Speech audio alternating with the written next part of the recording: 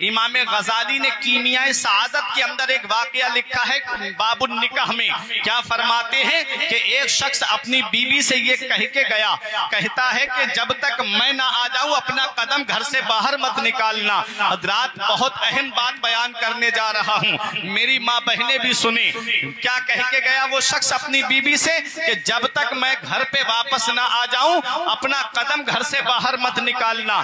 تجارت کے لیے چلا گیا، سفر پہ چلا گیا، ادھر اس کے باپ کی طبیعت خراب ہو گئی.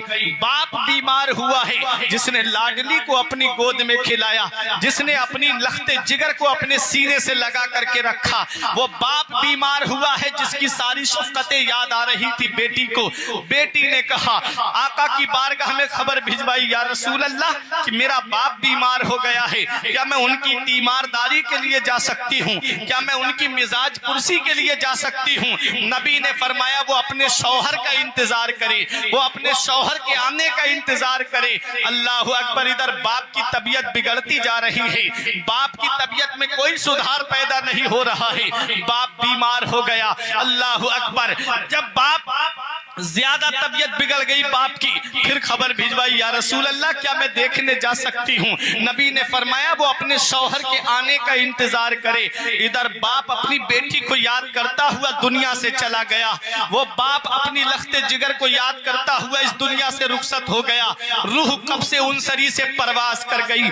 بیٹی کے پاس میں آ کر کے کسی نے خبر دی، ارے تو کیسی ہے جو اپنے باپ کو دیکھنے نہیں جاتی؟ تیرا باپ اب اس دنیا میں نہیں رہا. بیٹی نے جب اتنا سنا آنکھوں میں آنسو آ گئے، باپ کی محبتیں یاد آنے لگی، باپ کا پیار یاد آنے لگا، باپ کی شفقتیں یاد آنے لگی، باپ کی عنایتیں یاد آنے لگی. کیونکہ باپ اپنی بیٹی کو کیسا سینے سے لگا کے رکھتا ہے، باپ کیسے اپنی لخت جگر کو اپنے سینے سے لگا کر کے رکھتا ہے. میں آج ان جہیز مانگنے والوں سے یہ پوچھنا چاہتا ہوں کہ جو جہیز باپ اپنی بیٹی کو سوئی کے ناکے سے لے کر کے ہاتھی کے تک اپنی بیٹی کو نہ جانے کیا کیا لا کر کے اپنی بیٹی کے لیے وہ جہیز میں جمع کرتا ہے، لیکن وہی باپ جب بیٹی کو رخصت کرتا ہے تو سینے سے لگا کر کے وصیت کر کے جاتا ہے، میری بیٹی اب تو ہمارے گھر سے جا رہی ہے، اب جس گھر میں میں نے تیرا نکاح کیا ہے اب وہی گھر تیرے لیے سب کچھ ہے. اللہ اکبر. جب بیٹی اتنا جہیز لے کر کے آتی ہے، اس کے باوجود بھی اسے جہیز کے تانے دیے جاتے ہیں، اس کے باوجود بھی اسے جہیز کے نام پہ ٹارچر کیا جاتا ہے. نہ جانے کتنی بہنوں نے خودکشی کر لی، نہ جانے کتنی بہنیں اس دنیا سے چلی گئی، جہیز کے نام پہ ٹارچر کیا گیا. ابھی ایک چند سالوں پہلے ایک واقعہ بھی گزرا تھا، عائشہ نام کی لڑکی نے سمندر میں کود کر کے اپنی جان دی تھی. پورے سسرال والے اس کو جہیز کے نام پہ ٹارچر کرتے تھے. کتنی بیٹیوں کی زندگی برباد کر دی اس جہیز کی لعنت نے، کتنی بہنوں کی زندگی کو تباہ کر دیا اس جہیز کی لعنت نے. اے پیارے مسلمانوں، میرا باپ دنیا سے چلا گیا، نبی نے فرمایا اپنے شوہر کا انتظار کرے.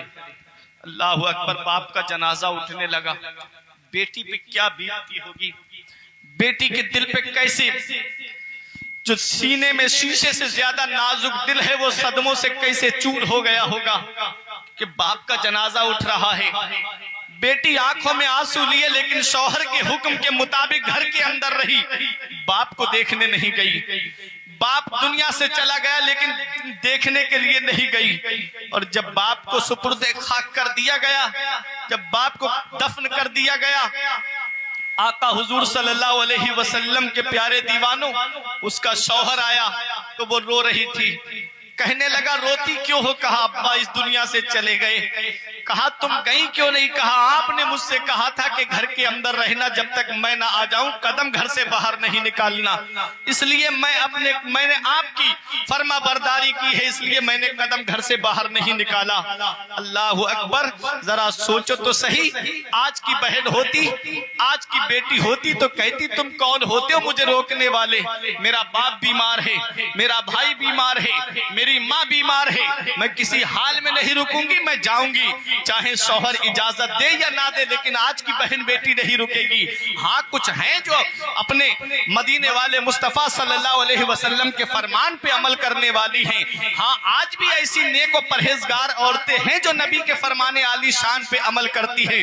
اے پیارے مسلمانوں، وہ نبی کے فرمان پہ عمل کرنے والی تھیں، کیونکہ نبی نے فرمایا ہے، نبی فرماتے ہیں کہ اگر دنیا میں غیر اللہ کو سجدہ کرنا جائز ہوتا، روا ہوتا، تو میں عورتوں کو حکم دیتا کہ وہ اپنے شوہروں کو سجدہ کریں۔ کتنا بڑا مقام ہے، کتنا بڑا مرتبہ ہے۔